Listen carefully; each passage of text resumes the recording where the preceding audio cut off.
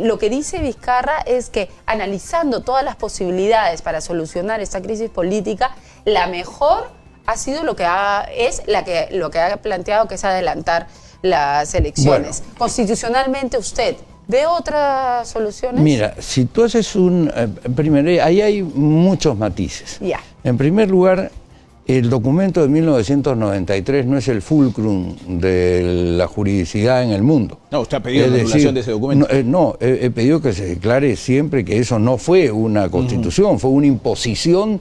¿Qué cosa es una constitución? Mira, Stephen Holmes, que es un profesor americano, en una frase que luego recoge Julio César Gaviria cuando promulga el cambio constitucional de Colombia en 1991, señala esto: la Constitución es un tratado de paz interno. En consecuencia, es un acuerdo donde participa la pluralidad de toda la ciudadanía. No puede participar solamente el que manda, o no puede ordenar el que manda qué cosa es lo que va a hacer. El texto de 1993 fue sin duda alguna, y hasta lo reconoció creo que en la campaña del 2011 y de repente en el 2016 también Keiko Fujimori, fue la consecuencia natural del golpe de 1992.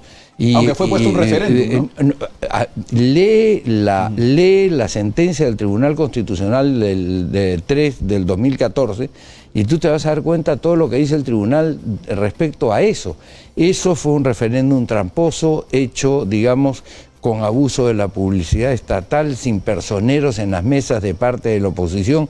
Difícilmente, dice el tribunal, eso puede tener ningún tipo de barrunto de legitimidad de origen. Si me permite decirlo, absurdo, porque frente a tantos artículos, tú no puedes preguntar por todos de manera global para una constitución. No, o sea, pero no tiene sentido tampoco. No, pero tú preguntas el tema desde el punto de vista general. Y acuérdate tú, yo me acuerdo porque estaba exiliado en Costa Rica en ese entonces, prendo el televisor, eran las 3 de la tarde, que eran las 4, supuestamente se cerraron las mesas, y el primer flash era 60% a favor y 40% en contra, y total a las 4:30 eran 55% a favor y 45% en contra.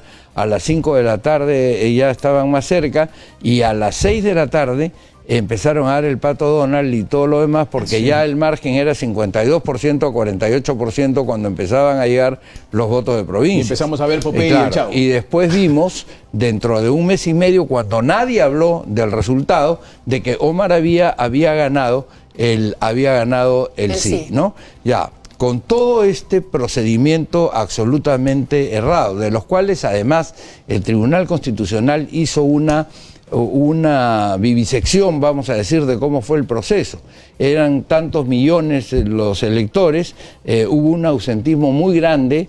De ese ausentismo muy grande, en realidad el sí y el no, la diferencia fue muy poca, y los votos viciados y en blanco, si tú los sumas a los votos del no, pasaban largamente los votos del sí. Entonces, muy difícil tú puedes considerar que eso es un tratado de paz permanente. Es lo que Valentín Paniagua llamó un estatuto de ocupación.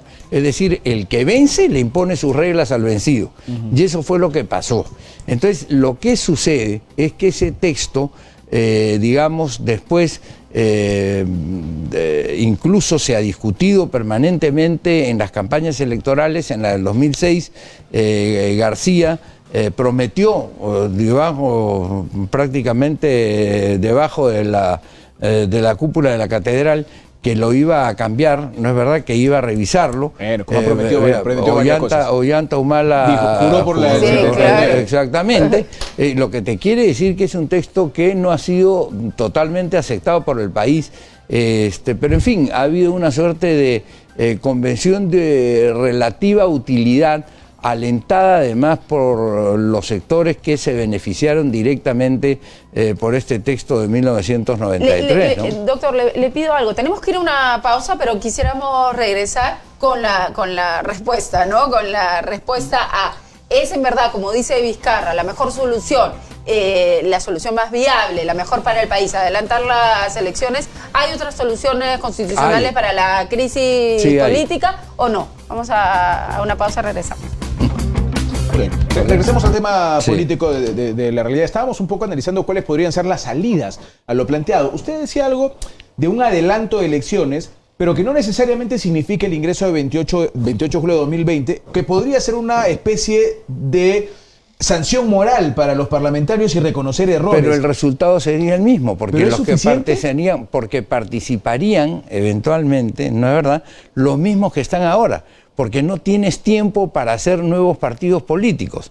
Entonces tendrías al partido de Yehude Simón, de Felipe Castillo, al partido del Padre Arana, al APRA, a Acción Popular, al PPC, a todos los que mantuvieron la inscripción dada debido a la ley que se dictaron ellos en el año 2017 para permitirse salir permitirse salir del proceso electoral sin perder la inscripción. Recuerda tú, ¿no es verdad? Incluso casos en los cuales no se llegó al mínimo de 7% para quienes sigan en alianza y les permitieron entrar con 5.38, como lo acaba de decir Hugo Otero con toda claridad en una entrevista de La República. Entonces, esos mismos son los que van a participar. Entonces, ¿qué vas a cambiar? O sea, vas a sancionar a estas personas, muy bien, pero estás yendo con la misma estructura. Es decir, no estás poniendo vino nuevo en odres nuevos, sino estás poniendo vino nuevo en odres viejos. Entonces no creo que haya ahí futuro. Por eso es que hay que imaginarse, y eso es lo que tienen que hacer, eso sí, ahora, esta semana, nada de semana de representación. Los miembros de este Parlamento con los cuales yo naturalmente tengo muchísimas discrepancias, pero ya que es lo que hay, vamos a decir de alguna manera, tienen que empinarse sobre sus debilidades y efectivamente tratar de encontrar una salida para que puedan participar libremente, prácticamente cualquiera que desee, porque al final de cuentas el que los va a sacar del sistema o no los va a sacar del sistema es el voto. Yo tengo un amigo que es muy interesado en la política, que me dice en realidad debería de haber en el Perú, dada esta circunstancia compleja que hay, una suerte de 3 vueltas. Una primera elección que se haga, digamos, en el mes de noviembre o la primera semana de diciembre del año anterior, entre 100 o 50 o 20 o los que quieran participar en el proceso. De ahí pasan los 5 o los 6 primeros a la primera vuelta y a la segunda vuelta el que gane por mayoría, de tal manera que solo el pueblo va decantando, ¿te das cuenta? Porque, por ejemplo, yo discrepo con el tema de las elecciones primarias planteadas por la Comisión de comillas alto nivel, además abiertas. Porque si no existen partidos, supongamos acá todos los que estamos, el domingo son las elecciones. Muy bien, ¿por qué partido vamos a ir a votar? Sabemos qué es lo que dicen, qué es lo que quieren, qué es lo que plantean, cuál es su historia, ¿sabemos, conocemos? No. Muy bien, vamos a ir a votar porque es obligatorio, por el que está más cerca de nuestra casa. Supongamos que sea el partido, no sé, pues el partido de Ataucusi, ¿no? Ya, vamos a votar. FREPAP. Ya, FREPAP, ya. ¿Por quién vamos a votar en FREPAP para que sea candidato a diputado? Porque acuérdate que esa norma dice que el orden se va a determinar como consecuencia del resultado de esa votación interna. Exacto. Si yo, o abierta. Si yo nunca en mi vida, no sé lo que quiere decir el FREPAP, voy a votar por alguien, es decir, tú te das cuenta que eso es absolutamente ilógico. Además es quitarle a los partidos la posibilidad, y esto hay que discutirlo con calma. Por eso una de las temas interesantes sería, y que esto podría salir como consecuencia de este debate en el Congreso, digamos que junto con el nuevo Congreso se instale una suerte de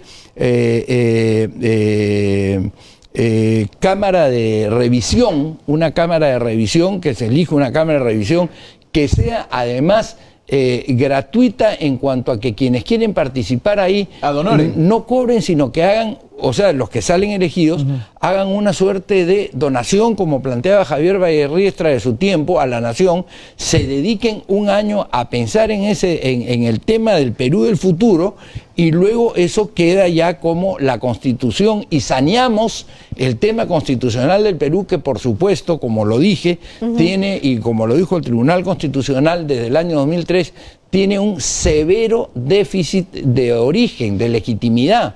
y por supuesto de ejercicio también, ¿no? Yo tengo una, perdóname, Sí. yo tengo una pregunta con respecto a lo que podría pasar y la solución que usted marca con relación al Congreso de la República. Y si bien es cierto, acá lo hemos marcado también, no hay tiempo y vamos a jugar con las mismas reglas y con los mismos equipos, el mismo campeonato, ¿no es cierto? La reacción de la gente es, oye, pero no los queremos. O sea, la policía a mí no me representa. Lo que hace me parece un bodrio, me parece un Congreso malísimo, un Congreso desastroso, con una mayoría que no es útil para el país. Por favor, elimínenlos ya. Bueno, frente a ahí- esa reacción, ¿qué hacemos? Bueno, ahí en primer lugar, pues por eso, tiene que venir una suerte de examen de conciencia. Ellos tienen que saber en qué están, ¿no es verdad? O sea, no pueden ser tan ciegos para no darse cuenta de en qué situación están.